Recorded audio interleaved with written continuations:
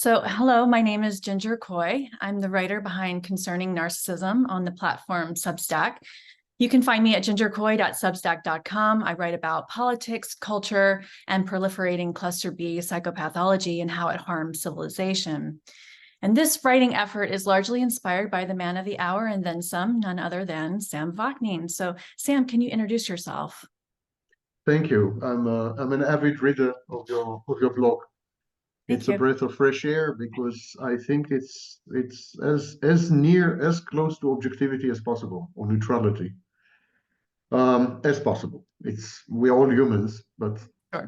so I'm Sam Vaknin. I'm the author of several books in psychology, international affairs, and so on and so forth. A former professor in some universities, a current professor in other universities, the usual. Let's delve into the topics. I think they're far more interesting than me. Okay, well, great. So you probably saw, Sam, that yesterday the Colorado Supreme Court ruled that Trump is disqualified from being on the primary ballot because he engaged in insurrection, violating the 14th Amendment.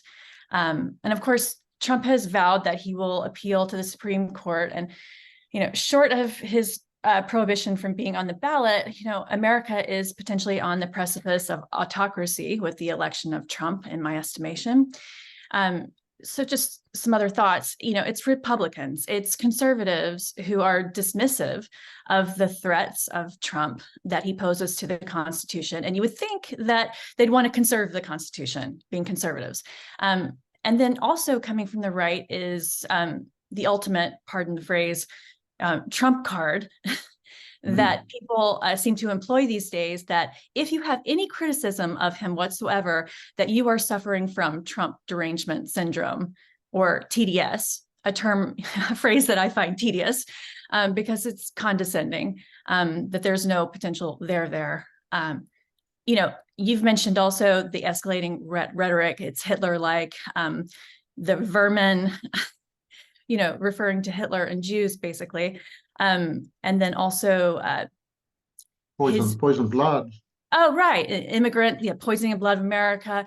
Trump recently quoted Putin that democracy is rotten. The J6 prisoners are now J6 hostages. So, he pledged to root out the communist, Marxist, fascist, these are the vermin in our context, the radical left thugs that live like vermin within the confines of our country. And you've mentioned this book before too, and I think it's a great book, Gavin de Becker, The Gift of Fear. He writes that rationalizing fear away is dangerous. Many people feel safe with Trump, that he's this bully that can go up against the likes of dictators like Putin. You've talked about how narcissists are apex predators, instinctive, cognitive, and reflexive. So why are people's instincts leading them astray that this narcissist Trump will protect them against dictators and not hurt them personally? What kind of grandiosity, repetition, compulsion, what's going on defense mechanism wise, Sam? I think the problem is that those of us who would like to believe that these people have gone astray are not quite sure that they have. The world is becoming more and more predatory and psychopathic. When you look at the leadership ranks all over the world, you see psychopaths and narcissists in charge. Putin, Erdogan, formerly Bolsonaro, the current president of Argentina, and so on and so forth. Netanyahu in Israel, of course, and Modi in India. There has been a narcissistic, psychopathic takeover of the elites. And so it is true, actually. It's pretty realistic to say that we are faced with a world that is being molded and directed and guided by narcissists and psychopaths. And therefore, we may be better off handing over power to a narcissist and a psychopath to cope with them. It takes one to know one, it takes one to defeat one. That is not entirely irrational. Not entirely irrational. The thing is, the missing piece is that narcissists and psychopaths always end badly. And when they end badly, everyone else is paying the price. So for a while, it might seem as if they are on a winning streak and implementing the right strategies and enhancing the survival value of others and upholding the security and safety and so on and so forth. But it's always limited in time. It may last 4 years, it may last 40 years, at the end of which everything falls apart. Narcissists ineluctably and invariably end up being self-destructive and other-destructive. So that's the problem. Had narcissists been a successful breed, and the price was a suspension of personal autonomy, the subversion of freedoms, and so on and so forth, there would have been an argument for this. There would have been a reasoned argument to say, okay, I'm willing to sacrifice my freedom for the sake of my safety or security. That is the deal that underlies China. That is exactly the transaction. That's a social contract that has given rise to China. Not such a bad outcome at this stage. But now China has been taken over by a psychopathic narcissist, Xi Jinping. So, and China is going to pay the price. Its economy is going to collapse. Internal strife, civil unrest is going to disintegrate at the fringes, and so on and so forth. But China is going to pay the price, not because people have sacrificed their freedoms. China is going to pay the price because there's a narcissist in the position of authority. So Trump may be the right answer to the likes of Putin and Netanyahu and Modi and Erdogan, and absolutely may be better equipped to deal with it, and with Hamas. He may well be. But the problem is he cannot persist in this. He is bound to self-sabotage. He's bound to self-defeat and self-destroy. Period. That's one prediction I'm 100% sure of. And we've seen it with the pandemic. So that's the issue. I personally think that universal franchise democracy is a seriously flawed and bad idea. And in this, I have good company, the founding fathers of the United States. I think that universal franchise democracy, definitely participatory democracy, always degenerates into ochlocracy, mob rule. Mob rule. Always. There's no exception, actually. Hitler was elected. He was elected in a democracy, one of the most perfect democracies ever created. The Weimar Constitution is the democratic constitution ever. It's far more comprehensive than the United States Constitution, far better written. It gave rise to Adolf Hitler. Ochlocracy, when you give decision-making power to the people, you end up with demagogues, you end up with autocrats, because people are dumb and they're ignorant. The overwhelming vast majority of people are essentially illiterate. And even when they are literate, they don't possess the necessary intelligence quotient to understand what they're reading. I'm sorry, it's politically incorrect to say people should not be entrusted with this.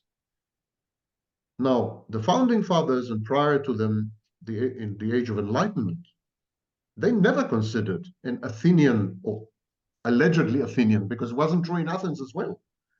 In Athens, the cradle of democracy, the people who could vote were property owners and men, not women, not slaves, not employees.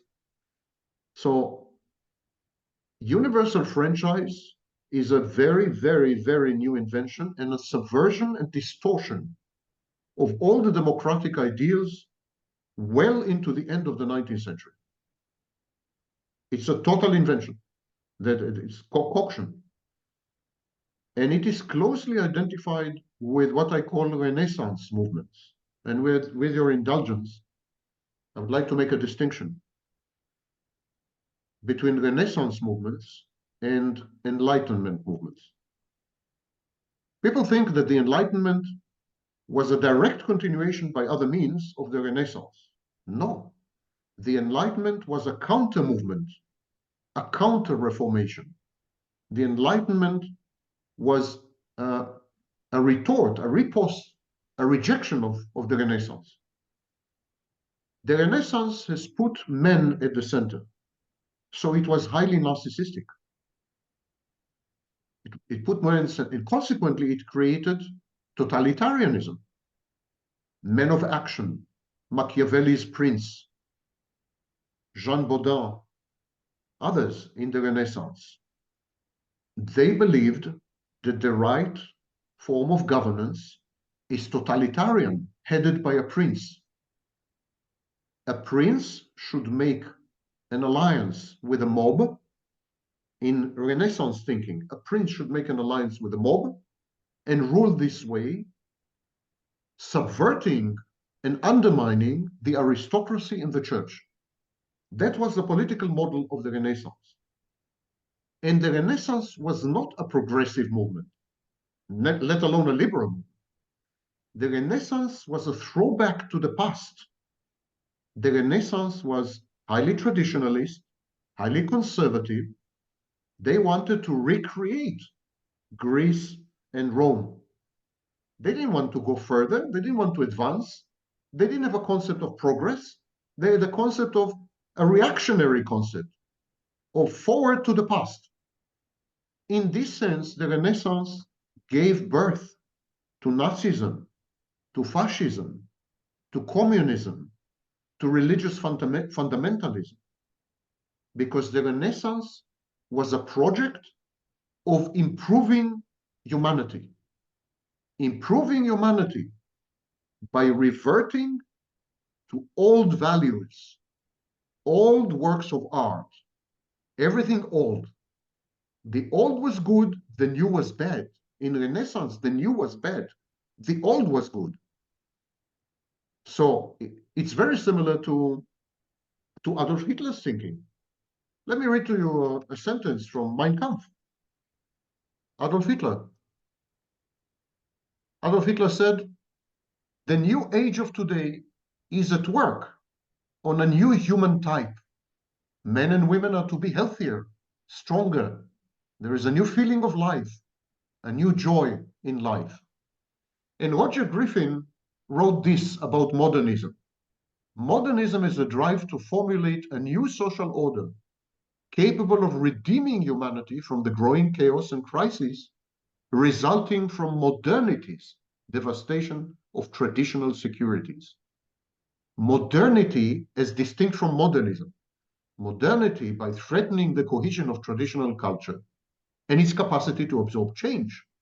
Modernity triggers an instinctive, self-defensive reflex to repair modernity by reasserting eternal values and truths that transcend the ephemerality of individual existence. And from this perspective, wrote Griffin in 2007, from this perspective, modernism is a radical reaction against modernity. And this is the Renaissance. The Enlightenment was an attempt to undo the Renaissance, not a continuation of the Renaissance, because the Enlightenment said, no way, none of this is true. The Enlightenment came up with the concept of personal autonomy, of a social contract, of liberal values, of universal franchise, unfortunately, gradually, of the noble savage, so ever since then, ever since the 18th century, we are at war. And we are at war right now, even with Donald Trump. We're at war between Renaissance philosophies, Viktor Orban, Donald Trump, these kind of people, Netanyahu, these are Putin, these are Renaissance philosophies. In order to progress, we must revert to the past. The past has the solution. The past is the key to our survival. This is Renaissance and Enlightenment philosophies. And there is this enormous conflict between Renaissance and Enlightenment. This issue has not been resolved since the 15th century. And this is where we are.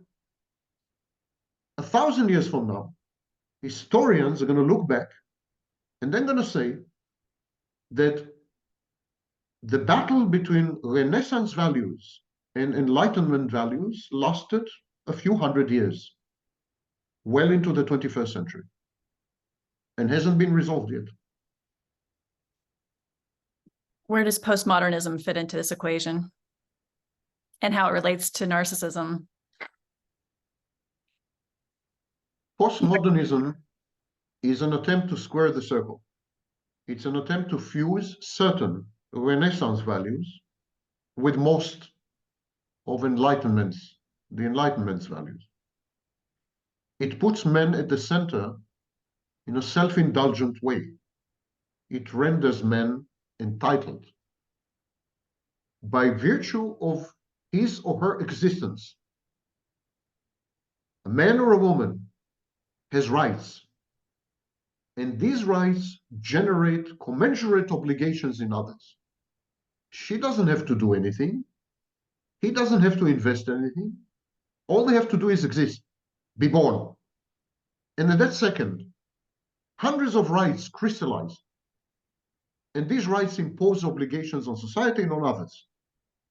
That's a highly Renaissance thing. The Renaissance, for example, was very big on the gifted amateur. On the Renaissance believed that a human being, a single individual, is a kind of kingdom on its own. It is a seat of perfection, seat of wisdom. Everything emanates from the individual.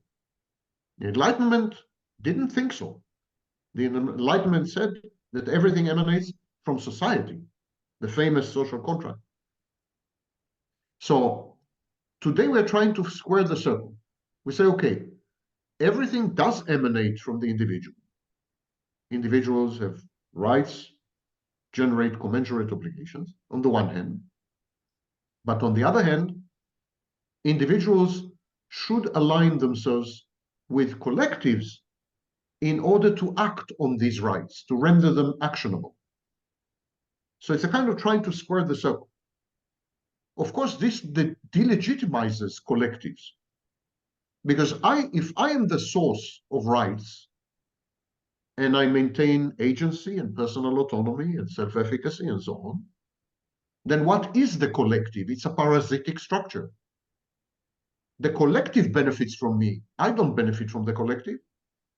The collective is leveraging my rights, my endowments, my gifts, my skills, and the collective prospers and thrives.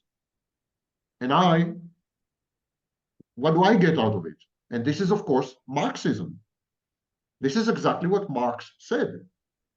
Marx said the means of production, the worker, the laborer, the proletariat, they give everything to the collective. The rich guy with his factory. But what do they get out of it? So this attempt to remain somehow Renaissance-minded, the individual is the source of everything. We don't need God, for example, because the individual is the source of everything. Authority, autonomy, giftedness, it's all individual. But individuals need to collaborate and to cooperate in order to render their rights actionable and to obtain outcomes, to become self-efficacious. This created enormous conflict between individual and collective. And this is where we are right now.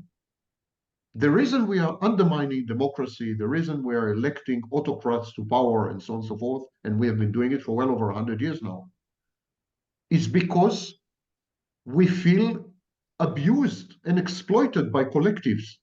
And we want to undo these collectives. We want to destroy them. We want to drain the swamp. So this is postmodernity, the failed attempt to benefit from both worlds. You have to make a choice. Either you are Renaissance or you're Enlightenment. You can't be both, ever. And the West, at least, attempts to be both. Pretends it's both. It's not working. It's not working. Right. So I've been comparing and contrasting, that we are between worlds, postmodern and modern, or rather vice versa. And then you're adding into this the Renaissance to Yes, consider I that think it in started terms. in the 15th Yeah, century, not now. yeah. What is a victimhood movement? A victimhood movement is when you claim that you, as an individual, you were deprived of your rights or you're somehow damaged by a collective. The Black Lives Movement don't claim that specific individuals have harmed them. They say the police did it, slave owners did it, collectives did it. So victimhood movements are a malignant growth of this conflict between Renaissance and Enlightenment. Why do populations think that autocracy is the answer? Because it is a personality cult. An autocracy is a Renaissance choice. Machiavelli's Prince, Jean Baudin, many others. It's a Renaissance choice. It's a Renaissance. Okay. In the Renaissance, we have the emergence of personality cults. And you can see, for example, that the concept of author of an art work emerged in the Renaissance.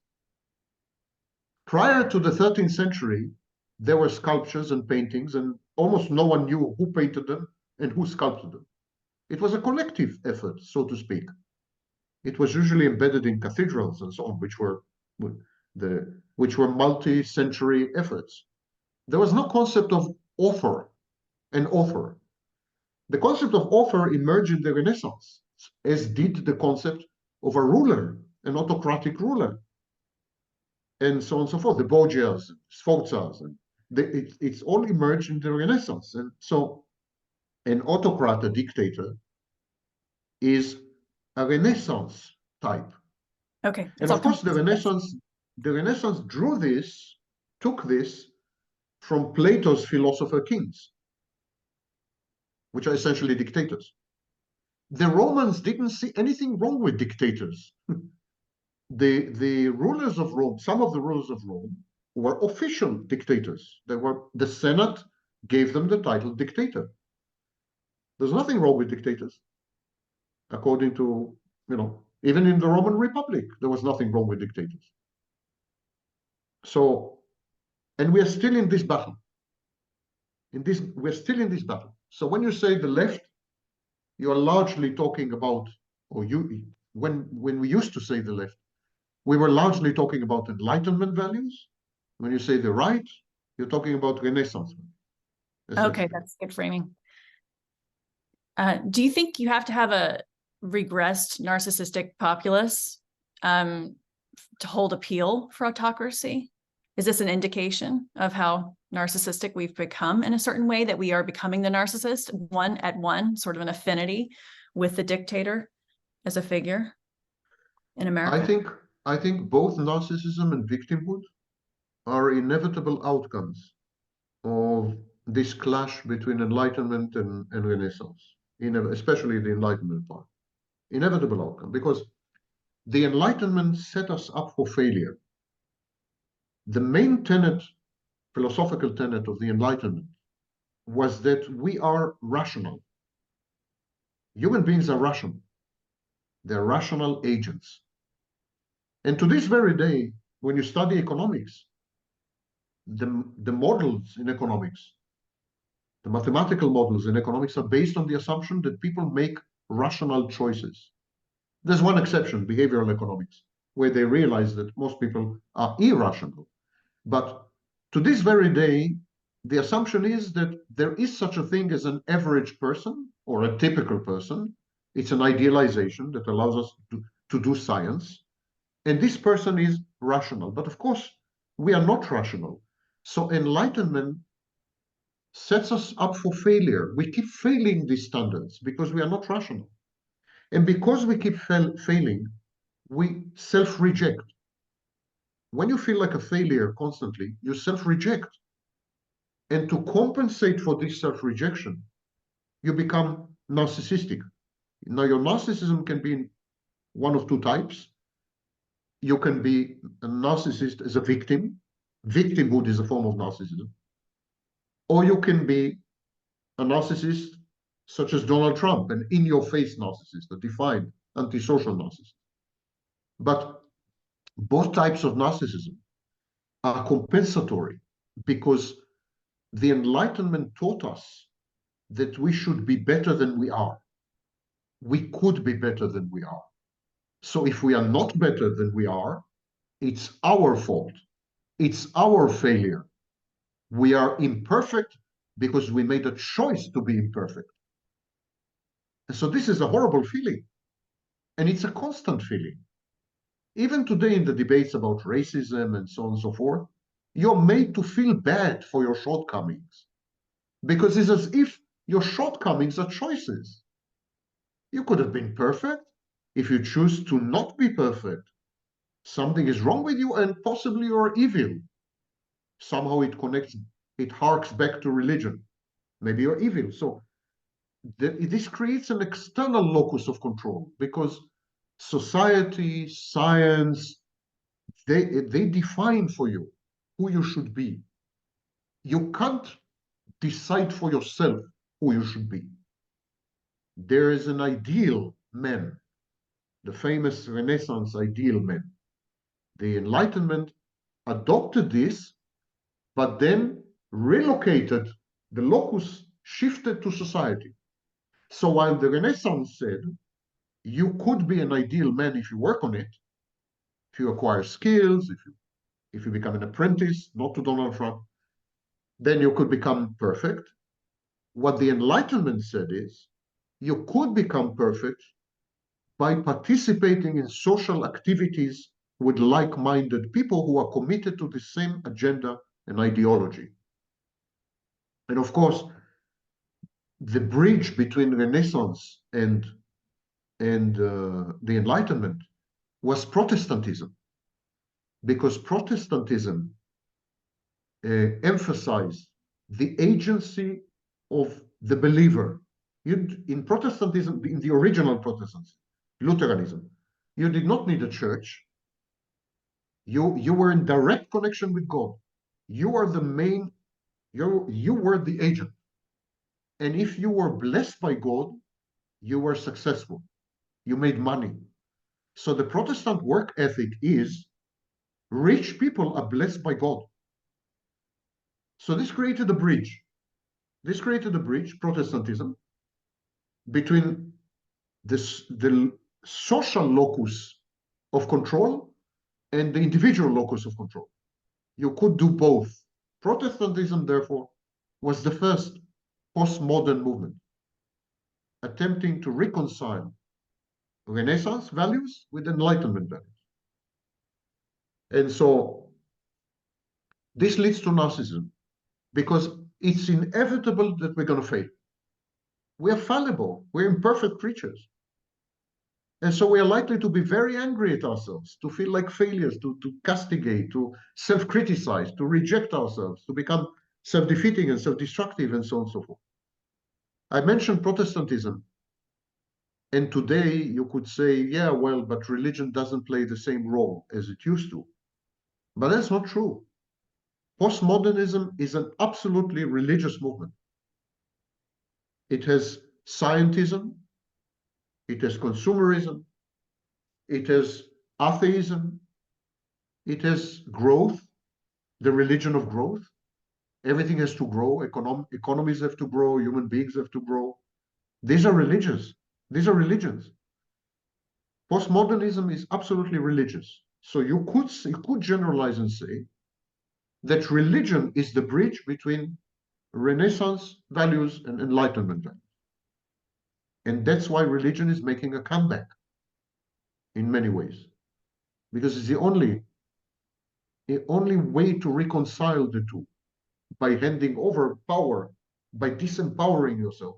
And so if you are disempowered, God is responsible, you're not, then you're not guilty, you're not a failure. It's a cop-out, it's a way of abdicating. And yet we are in this place of moral relativism, a signature of postmodernism. So it seems as though, we're getting to a point where narcissism just is, that we don't have to moralize necessarily about it. You just had an excellent essay about realpolitik after Henry Kissinger's death. And it was fascinating because you're saying dispense with Enlightenment values, that we should give up on this liberal democracy project. See, what else did I want to say about that? When you have a counterfactual view of human psychology, and when you reframe history and subject it to an ideology, Enlightenment is an ideology, then inevitably it's going to end badly. It's going to end badly. Moral relativism is embedded in the Enlightenment because the Enlightenment is transactional. The minute you are transactional, it means that you can negotiate your morality. So the Enlightenment says everything is the outcome of a contract. People contract. They create a social contract, they create other types of contracts, scientific contract and so on, but they contract. So if people negotiate and contract, they can negotiate anything, including morality. Compare this to the Renaissance, and compare this to the offspring of the Renaissance, Romanticism, Nazism, fascism, communism, etc. In these Renaissance philosophies, there is no negotiation of morality. Morality is fixed. Morality is eternal. Morality can be traced back to ancient Greece and possibly before. Morality is always there and always will be there. There's nothing to discuss, nothing to negotiate, no contract to be made. Contract has been made. If you're a religious fundamentalist, contract has been made by God. If you are not a religious fundamentalist, contract has been made in ancient Greece. But the contract has been made. End of story. Enlightenment is an open-ended process. Every generation can redefine everything, anything from gender roles to what constitutes a genocide. Everything is open in the Enlightenment. And that's why we have this counter-reformation or counter-revolutionary forces who are trying to revert to the past, make America great again. The emphasis is on again. They adopt values like Viktor Orban adopts values from the 19th century. Erdogan readopted Islam.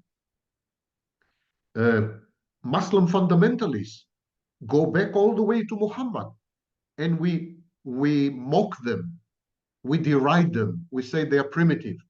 But what about the Supreme Court justices who interpret the Constitution literally? Aren't they the same like these Muslim fundamentalists? Of course they are. So we hand over power to texts, ancient texts, and we read them literally. We don't dare to interpret them. That's what ISIS does, and that's what the Supreme Court does. I see no difference here. Kissinger was very concerned that radical Islam was going to dominate and take over the world. It's interesting to me that in America, words like intifada, hijab, burqa, kafaya, jihad, fatwa, Sharia law, they're all part of our vernacular now. And just in recent years, what do you make of that? Do you agree with Kissinger? Islam is ascendant and that it's a threat to our Western values? I certainly don't want to live under Sharia law, for instance. Islam stands the best chance of becoming a global ideology.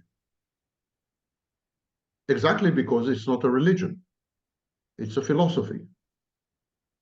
And a philosophy that has a religion as one of its components. Islam is a way of life. Islam is a culture. Islam is a set of social edicts. There's no contract there. It's all handed down, from Muhammad, the messenger, and so on and so forth. And Islam is a synthesis of values borrowed from all other Abrahamic religions, with very powerful Neoplatonic ideas.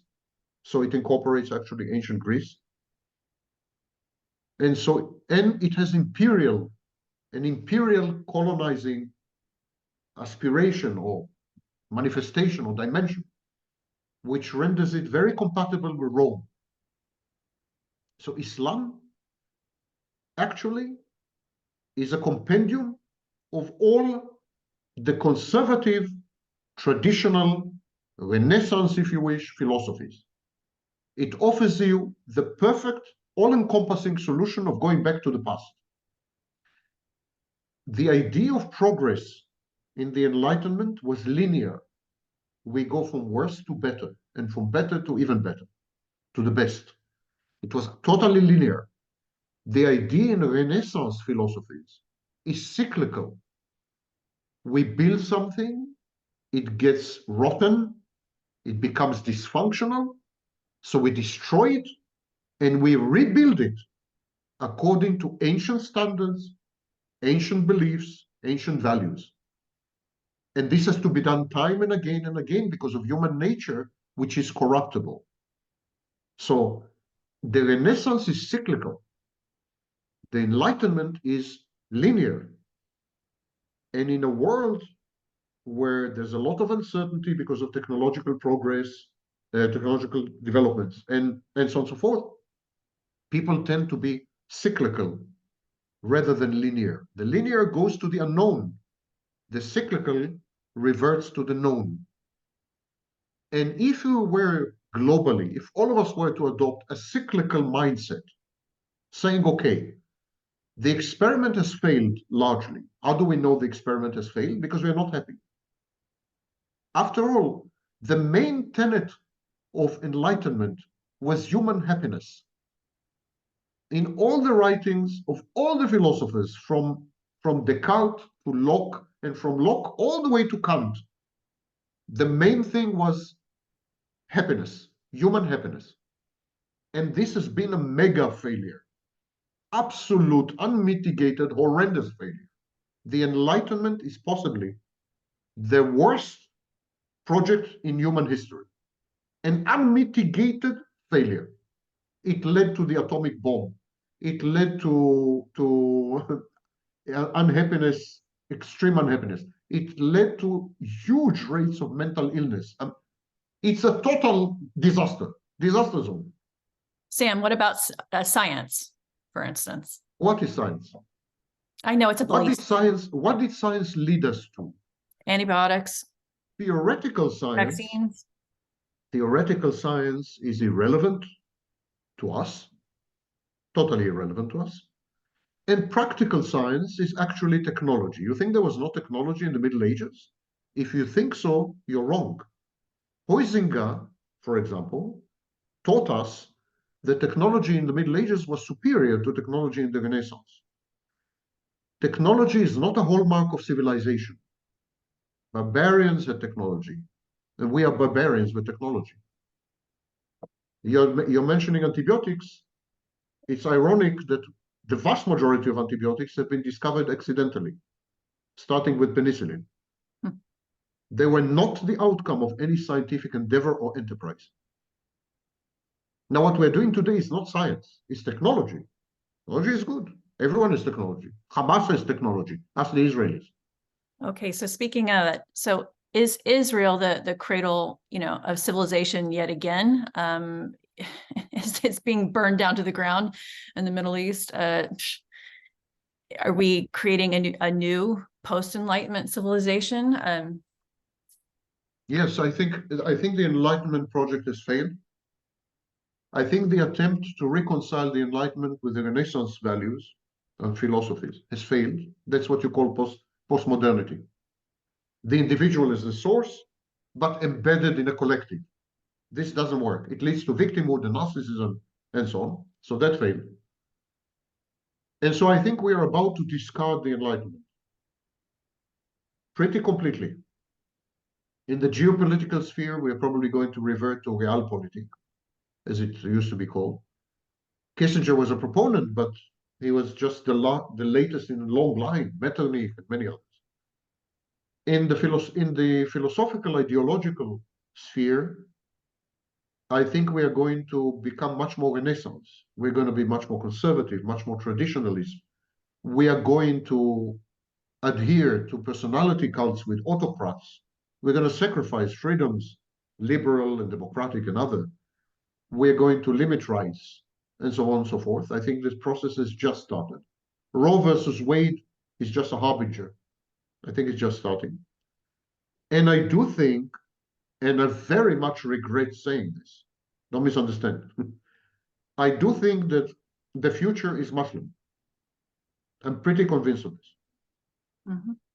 Because Islam offers the total solution. A total solution. Don't forget that Islam, between the 9th or even the 7th century and the 15th century, that's 800 years. Islam was the engine of scientific innovation, research, and study. Islam preserved all Greek knowledge. The Muslims translated Aristotle and many others, Plato, into Arabic.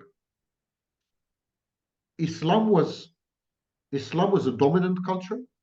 Islam ruled parts of Europe, definitely all the Middle East, huge parts of Asia, and so on and so forth. Islam, for 800 years, did offer an alternative to Christianity. And for a while, Islam prevailed, not Christianity.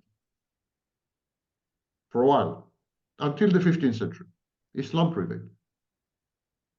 I think we're about to enter a second Muslim age. Now, what we're seeing now are the convulsions of the old order, the ancien régime, as the French call it. We're seeing the convulsions of the old order, the Judeo-Christian order, fighting back, trying to survive somehow in the face of the twin onslaught of Renaissance philosophies and Islam. This is a twin onslaught. What Islam fails to understand yet, but will shortly, is that it can merge safely with Renaissance philosophies. And when it does, it will dominate the world. Nothing will stand in its way. And to remind you, Renaissance philosophies are totalitarian, personality cult, gifted amateurs, narcissistic, and so on. Narcissism is a Renaissance phenomenon. I mentioned the rise of the author. It's a Renaissance phenomenon, not an Enlightenment phenomenon. The Enlightenment was anti-narcissistic. Victimhood is a Renaissance phenomenon because the Renaissance was a victimhood movement. The church was the abuser and the oppressor. The aristocracy was the abuser and the oppressor. The Renaissance was a classic victimhood movement. The Enlightenment wasn't. The Enlightenment empowered people. Enlightenment said, you're great, you're wonderful. Nothing can stand in your way if you just agree to collaborate.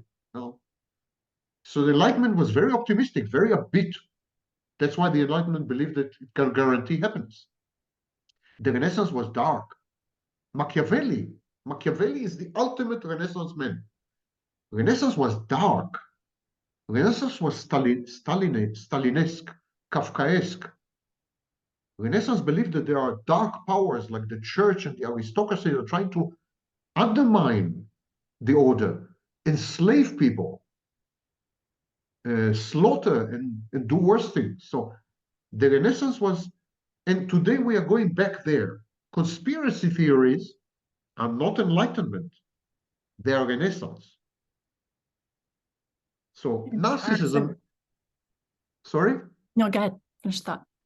All these modern phenomena are Renaissance phenomena. Now, Islam is just beginning to co-opt and to collaborate with some of these phenomena.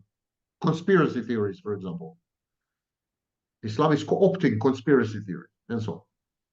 And Israel is on the forefront of the Judeo-Christian bulwark, and it's a siege. We're under siege. The West doesn't realize it. We're under siege from without, and we're under siege from within. We are under siege because mobs, ochlocracies, empowered by technology, dumb, ignorant, vicious mobs, are now leveraging technology to take over. Ochlocracy, not democracy. It's nothing resembling democracy. The founding fathers would have died a second time had they witnessed Donald Trump and the 40 million who constitute his base. You know? So this is ochlocracy, mob rule. It's much more similar. It's much more similar to, let's say, Nazi Germany than to anything in the history of the United States. So there is an enemy from within. There is a Trojan horse. There's a fifth column in the West. That's why Trump is praising Putin. That's why Erdogan and Putin and Viktor Orban from Hungary, who is supposedly a European Union country, and Slovakia recently. That's why all these people and Xi Jinping, they're all forming alliances across countries, across civilizations. Huntington was wrong. It's not a clash of civilization. It's a clash of ideologies that cut across civilization. You could have the prime minister of a European Union country, the dictator of a Muslim country, and the murderous thug that rules Russia and the dictator of China all collaborating. European Union, Russia, China, and Turkey all collaborating. And Netanyahu, all collaborating. Why? Because it's not a clash of civilization. It's a clash of alternative models and of governance and human happiness. The Renaissance told you, you could be happy as a narcissist, you could be happy as a victim, as a narcissist, I'm sorry, you could be happy as a subject of a prince personality cult, you could be happy. And the Enlightenment told you, you could be happy if you regard yourself as a collaborator, a cooperator with other people. And the Enlightenment failed because it posed too high a bar. People couldn't reach the Enlightenment, couldn't reach the standard. Yeah, may account for why our institutions are failing as well, because they're collectives. So do you think the elites are inflicting Trump upon us? I mean, is this payback or punishment for the terror that elites may feel about the role of the internet? I think the elites are quaking in their boots. This is definitely a time of revolution. This is a pre-revolutionary time. There's no question that it will end in revolution of some kind. Revolutions nowadays are not so much gory and bloody as they are legal. The law is co-opted by revolutions to suppress, certain groups and obtain certain outcomes. But the elites are quaking, yeah, because the disaffection and disenchantment and anger, rage of the masses has reached a boiling point, and ochlocracy is already upon us. There's one rule in ochlocracy. The previous elites pay the price. Ochlocracies are anti-elitist. The Renaissance tried to teach autocrats like Machiavelli's prince. The Renaissance tried to teach them, don't go against the mob. Collaborate with the mob. Be swept by the mob to power. And Hitler did this. But how many people can do that? Not many. Trump is doing this. It takes a certain ability to resonate, a certain ability to be so empty, so blank, that you could become the mob. In this sense, Donald Trump is an emptiness. He's an absence. So Hitler was the same. So they were able to resonate with the mob. They were able to shapeshift and become the mob. And I think that's where we're going, to an ochlocracy, and the elites will pay a huge price. A huge price. Legally, at least. financially maybe, if not worse. Yeah, you've talked about the French Revolution in the past. Can you address the affinity between the solipsism of narcissism and the technological age that we're living through or in? And there's a certain resonance there. It's technology very rarely drives a social change. Maybe the telegraph, maybe the car. These were technologies that drove social change. I can't say that social media, I think most technologies reflect social change. They kind of surf the wave of social change. And so our current technologies are solipsistic because people have chosen to be atomized. People have rejected the Enlightenment, and the core feature of the Enlightenment is the social contract. Working with others towards common goals, tolerating others somehow, and so on. People don't want this anymore because they're self-sufficient. People don't want to go back to work after the pandemic. They want to work from home. They don't want to see their colleagues. They don't want to. So people want to be alone. People want to be atomized. People want to be with their cats and Netflix, not in this order, and that's it. So we have a wave of atomization. We have this choice. Loneliness is not a pandemic. Loneliness is not bad or horrible, as the Surgeon General is trying to convince us. Loneliness is a choice. And when you talk to lonely people, most of them are actually very happy, very content with their loneliness. And they are terrified of the idea of introducing someone else into their lives. The upheaval and the need to compromise and the friction and the conflict, they don't want this. Who needs this shit? Sorry.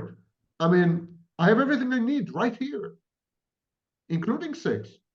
You know, who needs this? So this atomization is reflected in the technology. Technology renders us more and more and more self-sufficient, so that to allow us to atomize at will, to avoid social contact at will.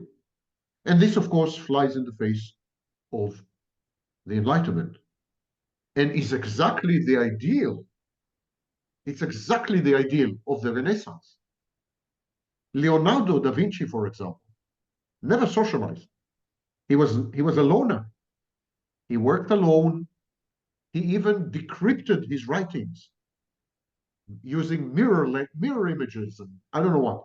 He did not want people to read his notebooks, ever. He was a total loner. And when you read The Prince, Machiavelli's Prince, it's a loner. He describes a loner, and so on. So mobs are composed of loners. That's the irony. Democracy, real democracy, requires collaboration, teamwork, common goals, the pursuit over decades or centuries or generations of some vision. Mobs are comprised 100% of loners. These loners come together to elect another loner, and then they go back. That's why we have the concept of flash mob. It's ephemeral. It's not a constant structure. It's not a permanent structure. It shapeshifts. So technology just empowers us to do what we want to do, which is to never, ever, ever have to suffer or tolerate another human being, if possible. This is what the world we live in. Yeah, most people think of social media as being narcissistic with selfies and whatnot. So leaving aside social media for a moment, I mean, kind of the flip side of what you just argued, do you think the advances in technology will help to offset the worst of the uptick of narcissism, and in the sense that we could have an AI merger with quantum computing, for instance, that's more supercharged and would inform the philosophical underpinnings of our world? No, your question reflects the fallacy. Yeah. that the technology shapes human consciousness and social trends, with extremely few exceptions in human history. The invention of the wheel, I'm not even sure about that. Maybe the telegraph, maybe the car. With extremely few exceptions. Technology follows, never leads. So AI will be shaped to uphold and support and buttress and enhance and amplify narcissism and solitude and so on. The users will shape the technology, not the other way around. And the users right now want to be exclusionary, not inclusive. That's another difference between linear progress. Linear progress is inclusive. In order to realize goals and so on and so forth, you have to include other people. The Enlightenment is an inclusive ideology. The Renaissance is an exclusionary ideology. Look at all the daughters of the Renaissance. Religious fundamentalism excludes infidels, heretics. Nazism excludes the Jews, etc., etc. Communism excludes the bourgeoisie. These are exclusionary movements. And we are now living in an age of exclusion. It's a great way to describe victimhood. Victimhood is about excluding a group of people who are then labeled abusers. But it's an exclusionary thing. Narcissism is totally exclusionary. I am godlike. I am superior. I am invincible. I'm this and that. And you are inferior. You're excluded from my world because you're not up to my level. These are all exclusionary things. Therefore, they cannot be reconciled with enlightenment. And these exclusionary things will continue to dictate technology in the future. They will dictate quantum computing. They will dictate the parameters and specifications of artificial intelligence, of the multiverse, and so on and so forth. The technologies are derivative. They're not important at all. The constant focus on technology is a distraction, is an attempt to divert attention from the real problems. And the real problems are human relationships and the absolute absence of human happiness. These are the real problems. This discontent, civilization and its discontents. This is the real problem, and we are not tackling it because we are diverted by entertainment or by technology or by, these are, who cares about technology? Focus on what we do with technology, why we invented this technology, why we are going that way technologically. Focus on our choices and our state of mind, on our future, and so on. And this we are not doing, and I think maybe we are not doing this because we are too afraid to look ourselves in the mirror, too afraid to confront the truth and reality. Right now, we live in a world of totalitarian victimhood, entitlement movements. Everything is totalitarian victimhood, entitlement movement. Everything. The Republican Party.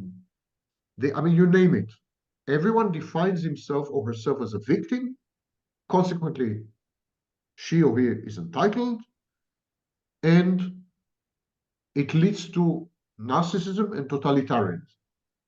Narcissism is totalitarian by definition. The narcissist is a dictator.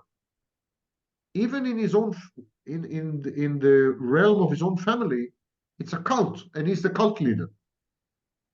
So when you render victimhood and narcissism the organizing principle of your life and your civilization, you're bound to end up with totalitarianism and autocracy, not with democracy.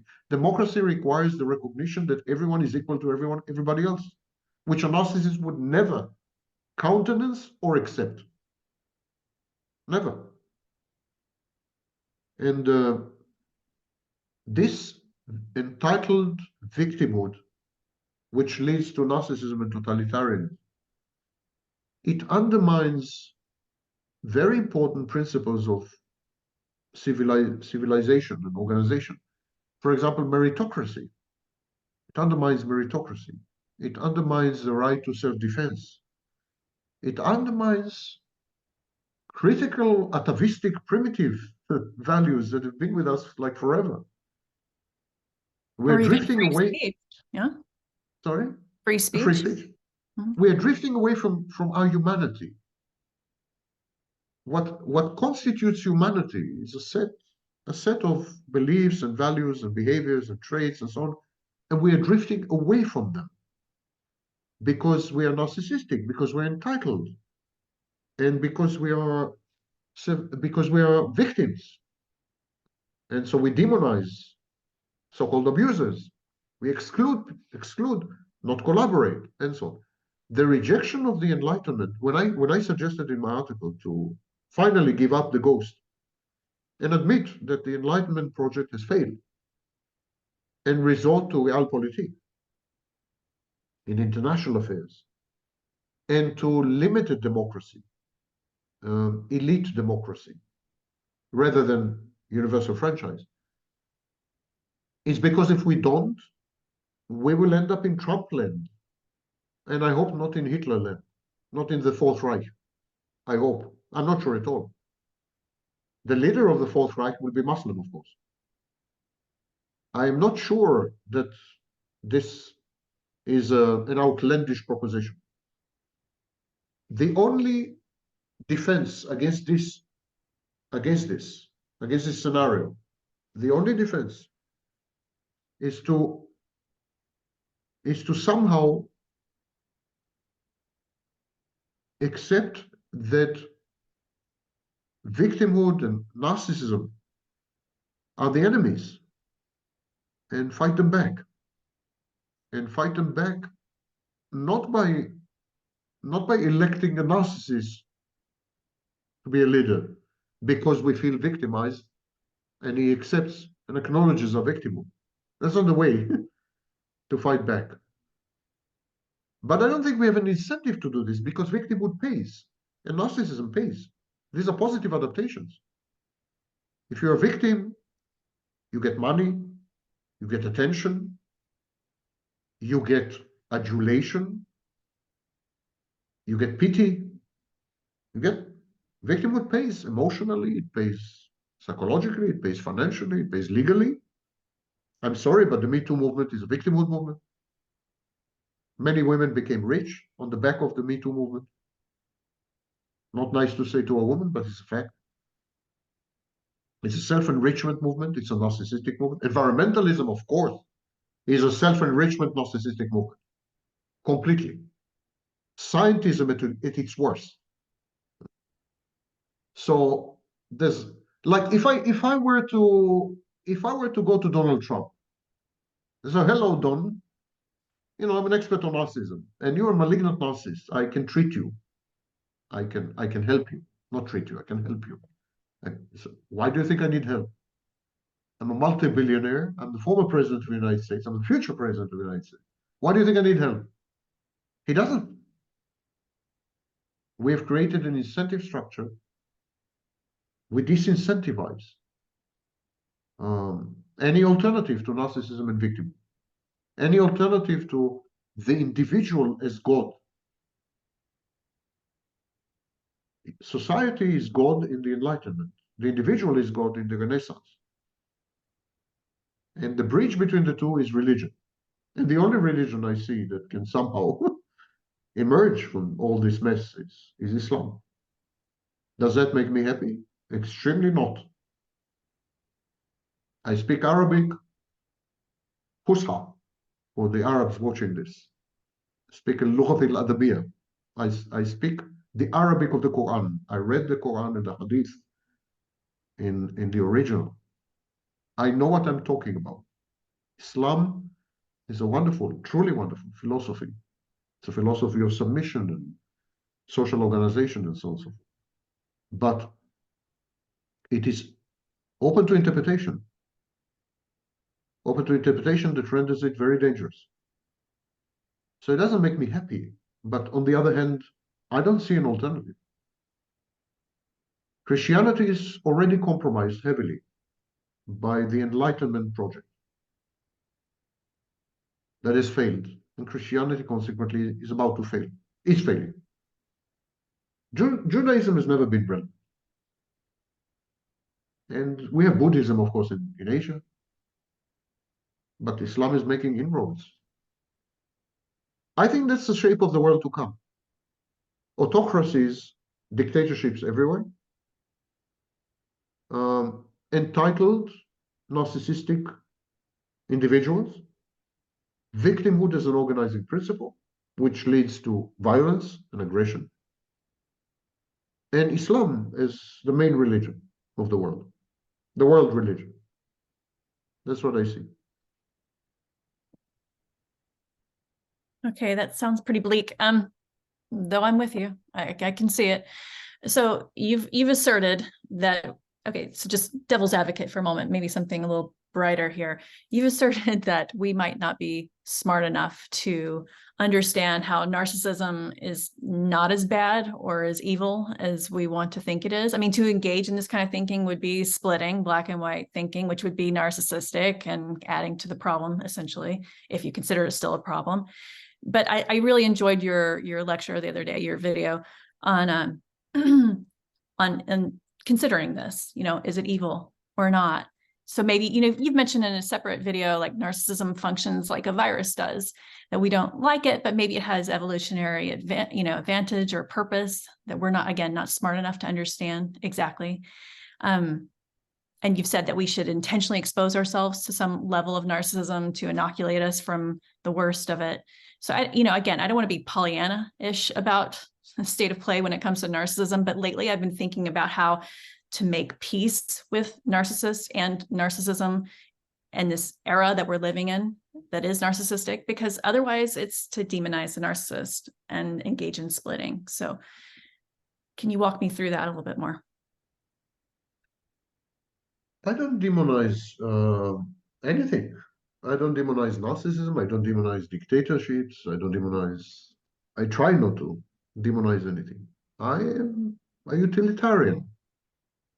I engage in calculating. It's a calculus of the greater good and what leads to it. Utilitarians are amoral, not immoral. Utilitarians are amoral. They contemplate murder as a public good. You could murder someone, you could murder an individual if it saves 100, for example. In utilitarian theory, philosophical theory, it's permissible to kill someone if you were to save 10 people. So they don't impose any value judgments on anything. And in this sense, I'm utilitarian. Narcissism is an energy. And like every energy, it can kill or it can power things. Electricity can kill you and can power you this interview. So depends, it's not narcissism in itself, it's the use we make of narcissism. Today, we make use of narcissism in order to subjugate other people, to suppress them, to elevate ourselves, to cater to our needs, to promote our self-interests, and so on. So it's, let's say, a selfish variant of narcissism. And if you're about to stop me and ask, is there any other? Of course, there are other variants of narcissism. There is even something known as the prosocial or communal narcissism. So narcissism is an energy. We need to accept that the future world, and when I say future, it's like 10 years, not 100. The future world is going to be narcissistic, entitled, victimhood-oriented, probably Muslim, as I said, but that's the future world. There's nothing to be done about it. We have entered a reenactment of the Renaissance. The Enlightenment project is dead. Realpolitik will rule in the geopolitical affairs, and self-sufficient solipsistic narcissism will rule when it comes to interpersonal relationships. When it comes to politics, mobs will be recruited by autocrats and dictators, the way Hitler recruited his mobs to accomplish outcomes. That's the world we're going to live in. And we need to accept this. And I've been saying the same about climate change. Climate change is going to happen.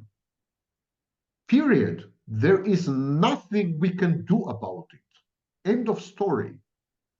Rather than spend all these billions of dollars on nonsense, maybe we should begin to adapt to climate change. It's not going away. It's not going to go away. Same with narcissism. So we need to begin to regard narcissism as a feature of life, part of the structure, and see how we can channel it, redirect it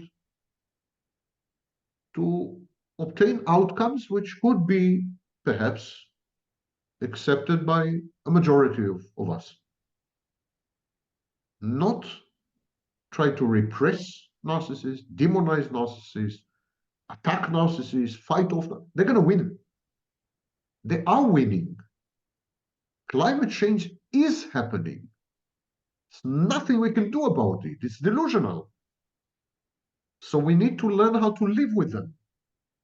If you want a metaphor, narcissists are aliens with superior technology, superior psychological technology. You better learn how to coexist with these aliens because they have superior technology, or they will exterminate you. So this is what we need to do. It's easy to manipulate a narcissist to become pro-social and communal if the incentive structure is right. Exposure, celebrity, fame, adulation, and so on. They're children. It's easy to do this. If you confront them, if you're argumentative and critical and so on, you provoke the worst of them, the worst in them. And they're going to become subversive and destructive. And instead, you need to co-opt their grandiosity and their entitlement and their lack of empathy. You need to co-opt it and use it for the greater good. This should be a project akin to the Enlightenment. The third project, let's call it the third project. We had the first project, the Renaissance. It led to Nazism and fascism. Not good. We had the second project, the Enlightenment. It led to the atomic bomb. It led to smartphones, which I'm not sure is a good thing. It led to all kinds of things. Not good. We failed there too. Maybe it's time for a third project, harnessing narcissistic energy. A third project, which could bridge the Renaissance and the Enlightenment. Socially harnessing individual energy. This individual energy is narcissism. That we instead are demonizing this group of people is stupid, self-destructive, counterproductive, because narcissists happen to be very creative. They're driven, they're ambitious, they're entrepreneurial. Elon Musk, they are, they drive. If you want to talk about progress, if you want to talk about inventions, if you want to talk about technology, it's all driven by narcissists. Narcissists are in show business, in the media, in science. It's all narcissism. Narcissism is a huge engine. And what we're trying to do, we're trying to dismantle it rather than put it to good use. And that could be the third project after the failure of the Renaissance and the Enlightenment. I believe you quoted Theodore Millon the other day, talking about the spectrum of narcissism, narcissistic personality, narcissistic style, all the way to NPD. And his postulation that we're all a little bit narcissistic anyway. So to your point of embracing it, it is what it is. Yeah, it was actually Lance Perry. Millon was quoting him.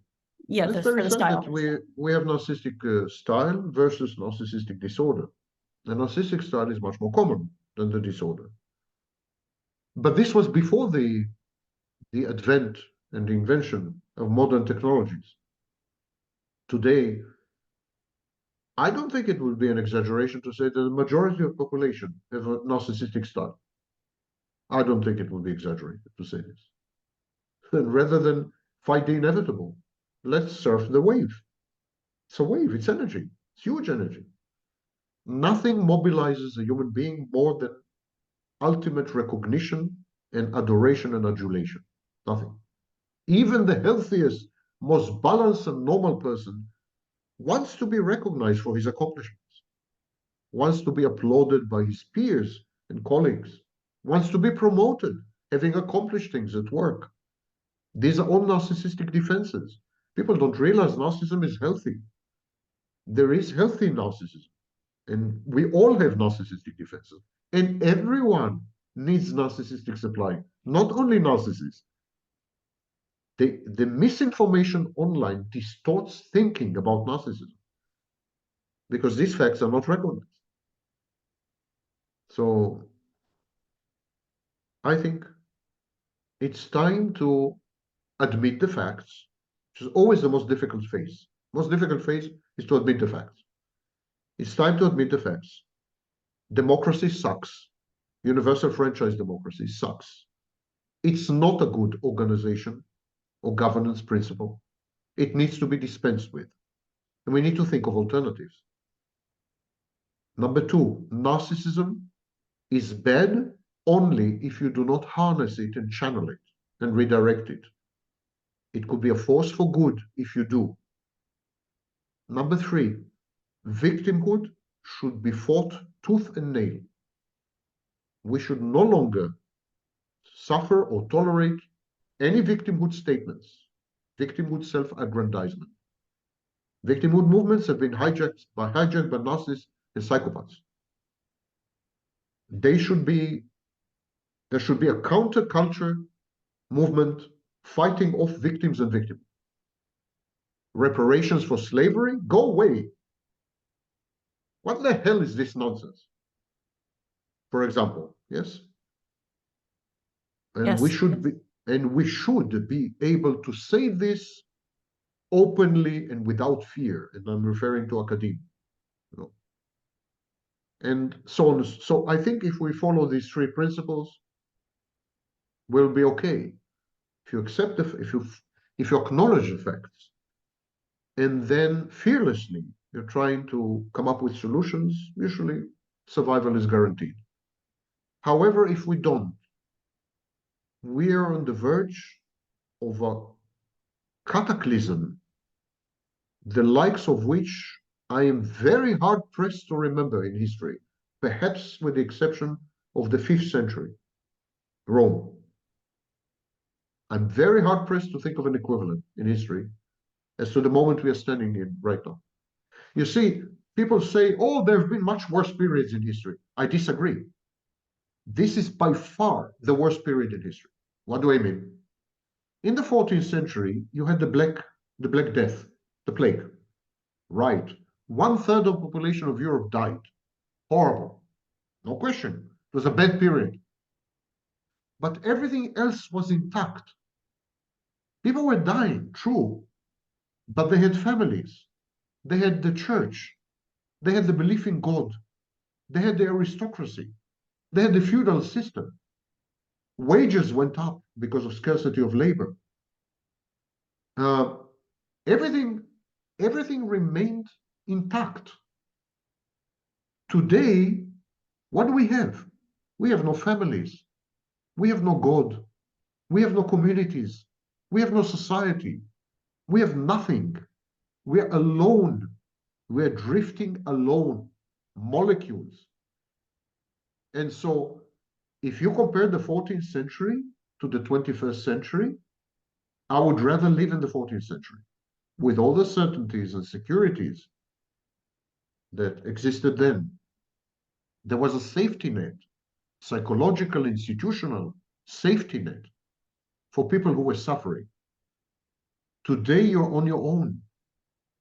You're on your own. If you suffer, for example, if you're depressed or anxious, you're finished. You're on your own. You can be, someone will give you a pill. It's not a solution. So the 21st century is even worse than the 20th century. In the 1930s, there was Hitler. Later, there was Holocaust. World War II. 50 million people died in Europe.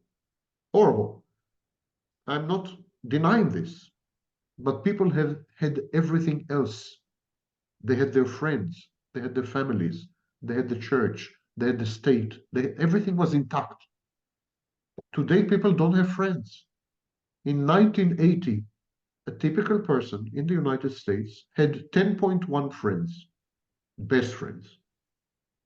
Today, the number is 0.9.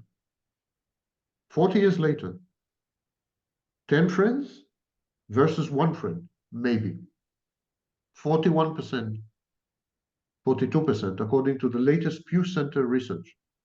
42% of people haven't had any contact with a friend in the week preceding the questionnaire. None whatsoever. 63% of men and 34% of women have resigned themselves to lifelong singlehood. The vast majority of them haven't had sex in the previous year. They don't want any contact with the other. So it's bad. This atomization, this disintegration of social safety nets, of society at large, of institutions, there has never been something like this in human history. Never, ever. Not even the fall of Rome in 476. Not even then. Nothing remotely to what's happening today. We're adrift. Adrift. It's the worst, by far the worst period in human history. And we refuse to wake up. Instead we say we are victims. That's it. We're victims. That's it. We're entitled. Rather than wake up and say, okay, let's take stock of what exists, what there is, and somehow adapt to it. We're refusing to adapt.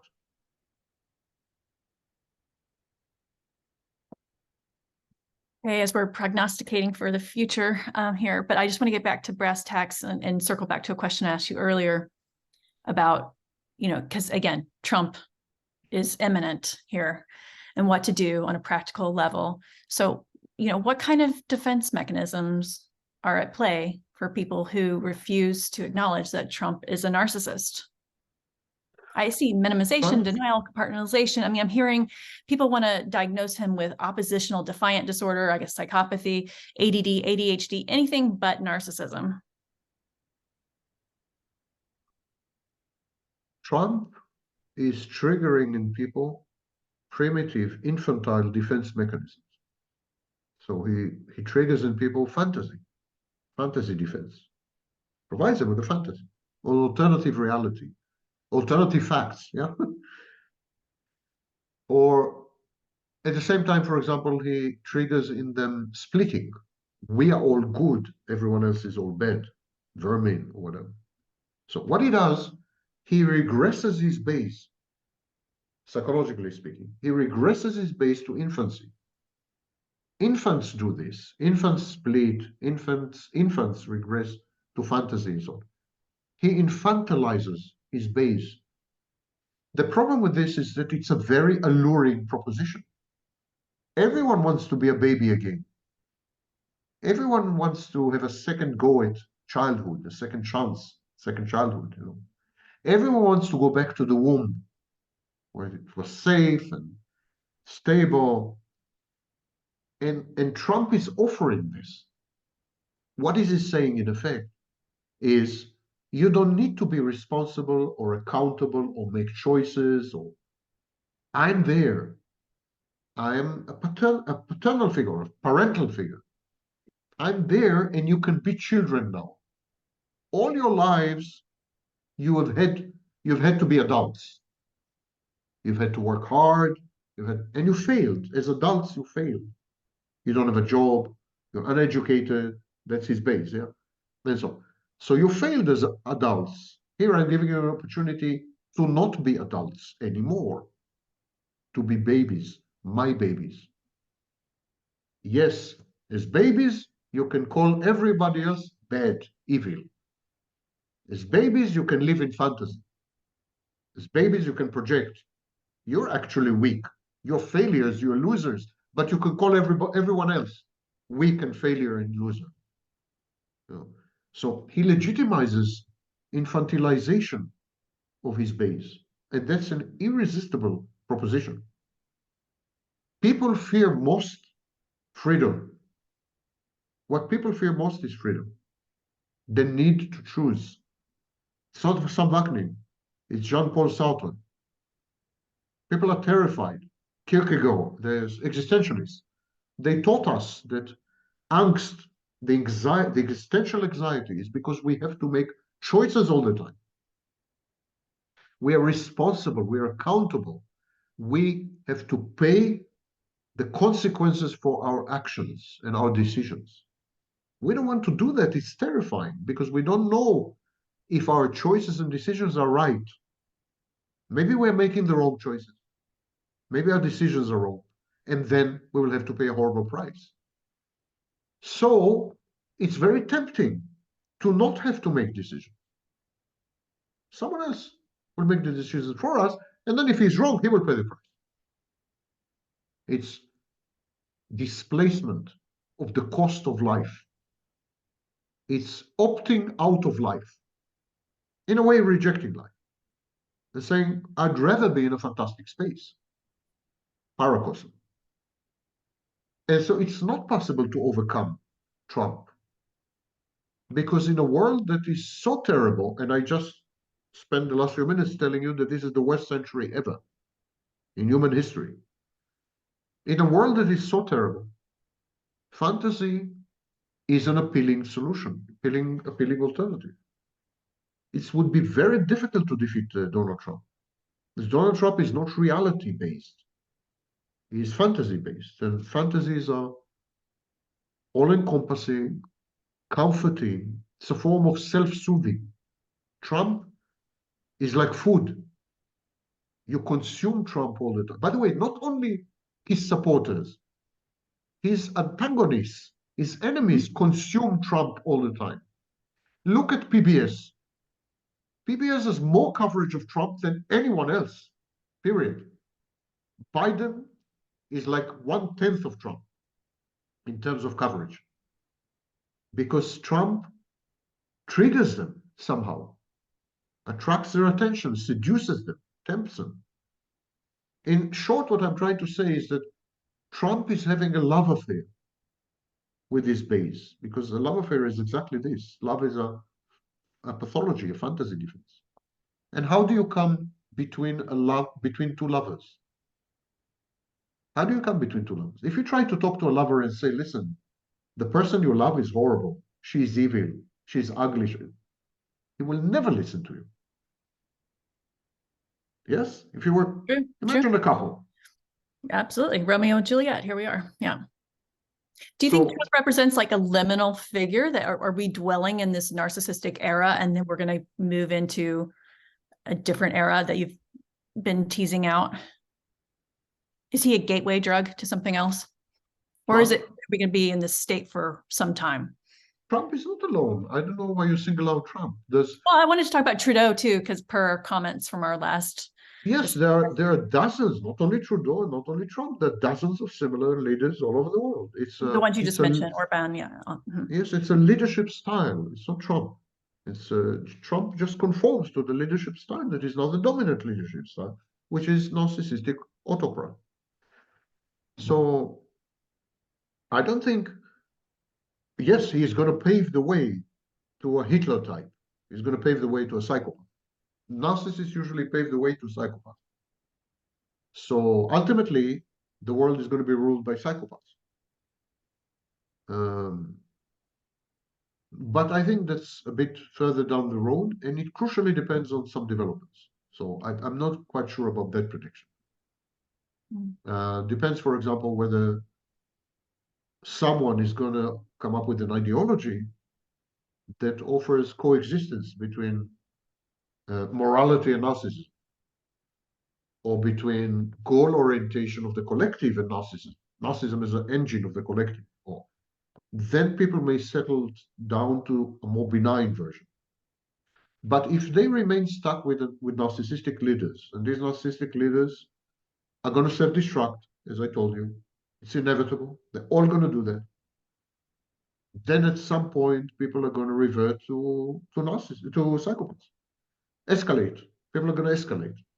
They're going to say, okay, then we need someone who is an animal, someone who is immoral, someone who is crazy. Not Trump was saying, I'm crazy. Don't play with me. I'm crazy. Don't test me. I'm nuts. So he could be a harbinger of psychopathy to come. And on the other hand, if an alternative will rise which will incorporate narcissism and channel it, so I don't know yet. I'm not optimistic. I think we're heading towards a psychopathic age. I'm not optimistic in this sense. Sam, we're going on an hour and a half now. Is there anything else you would like to say in closing? Well, it all sounds very, very pessimistic.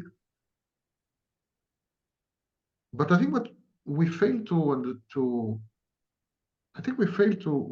grasp is a process of habituation. Someone born this year will regard autocracy, even dictatorship, narcissism, victimhood, a ruling religion, perhaps Islam. He would regard this as normal. She wouldn't think there's something odd or bad about it. It's life. We have the vantage point. I much more than you. We have the vantage point of the age of history. I can compare the 1960s to so. But someone born today would just feel great in the new environment. It's habituated. Why did communism fail? Because people were comparing communism to capitalism.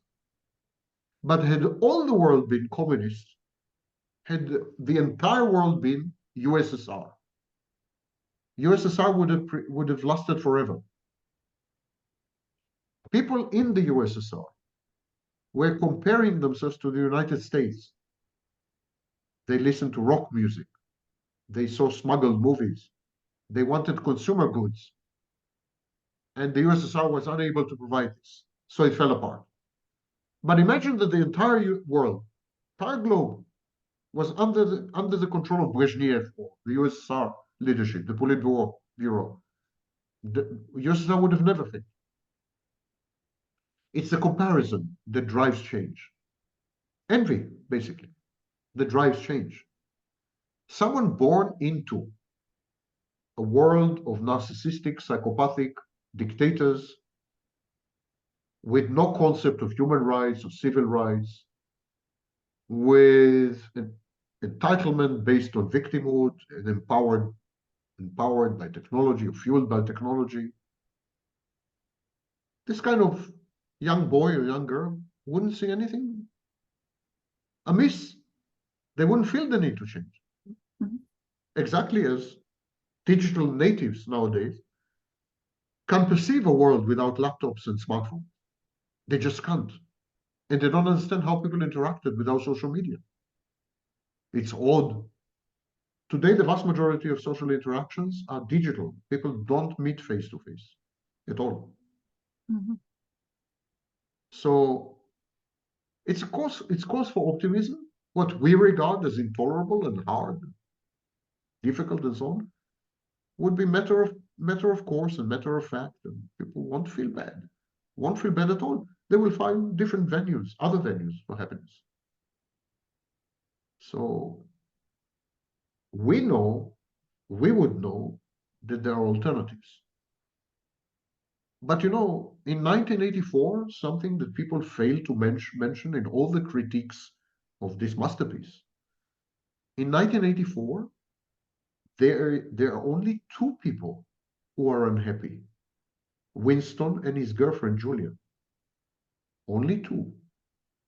In the entire book, it's never mentioned that someone else is unhappy. Yeah. Only these two. He has someone collaborating with, but that's it. Only these two. And when he's interrogated and so on and so forth, Brian, I think the name of the interrogator, Yes, he, O'Brien.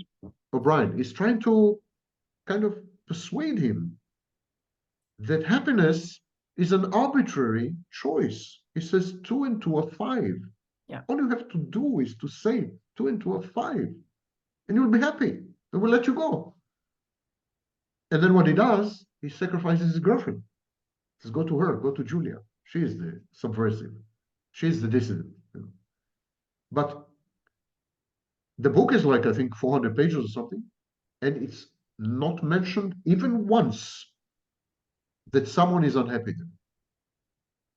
It's a lesson to learn. An astute observation, Sam. I do have one more question for you, because you've mentioned that China isn't quite the threat that we might be making it out to be. The sentiment here in America, there's a lot about cultural Marxism to do with wokeism, and this indoctrination of our education system, the long march through the institutions. Should America regard China as a threat?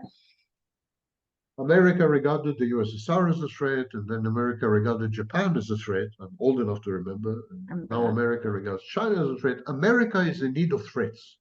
America is always on the lookout for an external enemy, because this is the only engine of cohesion in a country that is made up of 187 ethnicities, 4 recognized races, and so on.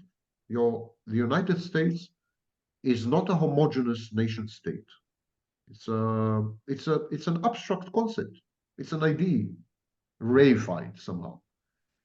And the glue that holds everything together very often is an external enemy. So you demonize external enemies, you exaggerate their importance, and so on. Now, China is a formidable competitor in commercial markets, which is good for you. If you know what's good for you, it's good for you, because it drives you to innovation and so on and so forth. But China is prestidigitation, sleight of hand. China is a magician's trick. It is built on mountains of credit, which are then allocated to non-productive sectors and so on. China will come crashing down big time soon, the way Japan did.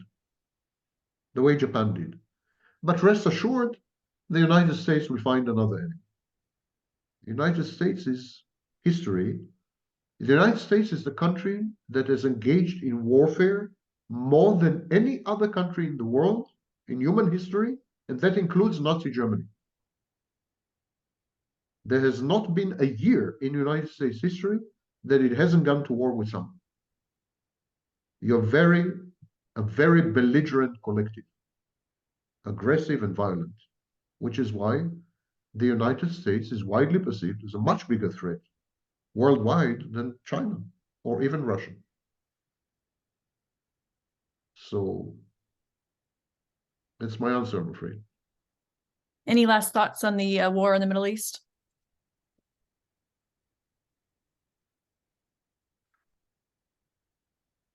Hamas has nothing to do with the Palestinian cause, of course. Hamas is an extension of Iran and its interests in the region. That's why the Houthis, Yemenite Houthis, have joined in. And militias in Iraq and Syria, Lebanon, Hezbollah, have joined in. Hezbollah has nothing to do with the Palestinians. Hezbollah is Shia and Palestinians are Sunni and so on. This is a war between Iran and Israel, fought via proxies. Exactly like Ukraine. Ukraine is a war between the West and Russia, fought via proxies. The proxy is Ukraine. So this is a war between Iran and Israel over regional dominance. Who will dominate the region?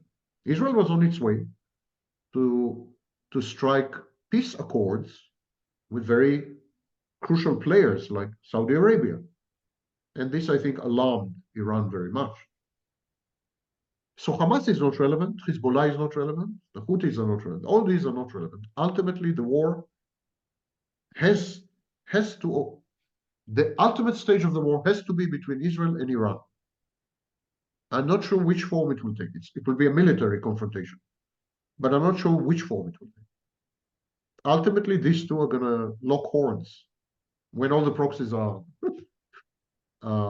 pushed out of the way. This is the real war, and that's why the United States got itself involved with carriers, and because it's an Iranian threat. They're using the Palestinians and the Shia Muslims. They're using others, but it's an Iranian threat. And Iran now has teamed up with Russia, has teamed up with China. Iran has joined BRICS, economic, and so Iran is becoming part of the resistance axis against the West. So this is also a war between West and the emerging East. I think the West is going to win because I think China is on a paper tiger. We've seen that Russia is a paper tiger. They cannot defeat poor Ukraine even. China is an even bigger paper tiger, in my view. It's going to come crashing big time soon. So I think the West is going to win by default, ultimately. But in the meantime, there could be very nasty episodes with Iran. I don't rule out a nuclear confrontation. It's going to be bad before it gets better. What if Trump becomes our dictator and he joins the axis of evil and leaves NATO with Iran, China, and Russia? I don't think, even if he does that, I don't think Trump is going to abandon Israel. Even if he does abandon NATO, I don't think he's going to abandon Israel. And of course, Iran is an arch enemy of Donald Trump. He has made it its arch enemy. And Israel is the long arm of the United States in the region, fighting off Iran's proxies at this stage and Iran later. So I don't think there's any risk to Iran. Ukraine will pay a heavy price should this happen. It's the worst thing that could happen to Ukraine. A heavy price. And then I think realpolitik. We would need to accept that regional powers have regional spheres of interest. And we would need to stay out of each other's way to avoid new Vietnams all the time. And this is an invention of an American president, the Monroe Doctrine. Monroe was the American president, said that, South America is an American sphere of influence. And America would not allow any colonial power to interfere. We need to accept that Russia has its sphere of influence, which includes Ukraine. Always did, historically, 100%. We need to accept China has its sphere of influence. We need to accept Israel is a regional power and has its sphere of influence. So does Iran. We would need to learn to coexist rather than coerce. It's very humiliating to the United States because it has developed this concept of exceptionalism and the policeman of the world. So it would be a stand down, be very humiliating, the United States. But it's healthy humiliation. It leads to mental health. Right now, the United States is not acting as a mentally healthy person, not globally and not domestically. I think there's a lot of healing to be done. And then this is the world. Kissinger saw it. And that's why Kissinger was an extremely effective Secretary of State, ultimately, because he saw it, he accepted it. They're strong, they're bullies and thugs and strong people, strong guys everywhere. You don't go around picking fights with everyone, You just accept this neighborhood belongs to this gang. That's it. That's realpolitik. Not might is right. On the very contrary, I think. Don't use might to enforce right. And let people solve their own problems. Don't attempt to be, it's patronizing, it's condescending. Just let them solve their own problems. If they're really unhappy with Putin, believe me, Putin will go. And if they are unhappy with the theocratic regime in Iran, it will go. There hasn't been a single regime, not one, that survived popular discontent, unrest, and hatred. Not one. Not ever in history. So this self-appointed or self-imputed righteous, we know best and we are the policemen of the world, and it's not helpful to the United States. I mean, trillions were wasted in the deserts of Iraq and Afghanistan. For what? Well, I like your positive sentiment that the West will prevail ultimately. I think in this particular military confrontation, yeah, it Mhm. will. Because the other parties are paper tigers. They're making tiger noises, but they're not real tigers, not yet. You need a tradition of capitalism to become a real tiger. China doesn't have this. China is imitating capitalism, emulating. It doesn't have it. It doesn't really know the nuts and bolts, the transmission mechanisms. You need a sense, you need a feeling for capitalism. Capitalism has been going on in the West since the 13th century, and later on with the Zollverein, customs union. So capitalism is a long process. Proto-capitalism lasted almost 400 years. So, and China wants to emulate all this in 50 years.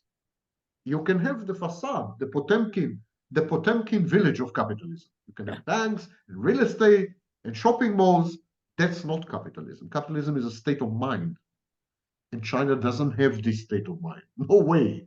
That's why China's capitalism will fail big time, and it will crash horrendously with an impact on the global economy and so on. But China is not yet a real adversary to the United States. Most of its GDP is fictitious, totally fictitious. So it's not yet. In 100 years, 200 years, 300 years, maybe, because it did used to rule the world. China did used to be the superpower, much longer than the United States. So, yeah, but not now. Another few centuries, maybe, not now. Thank you, Sam, for this thought-provoking discussion. Geopolitical affairs, narcissism, and technology, etc. If you all have enjoyed this conversation, please do subscribe at gingercoy.substack.com. Look forward to seeing you there, and thank you all for listening. Thank you for having me. Take care, Ginger, and happy holiday season. Happy New Year. Thank you. You as Take well. care. Bye, Bye. Sam.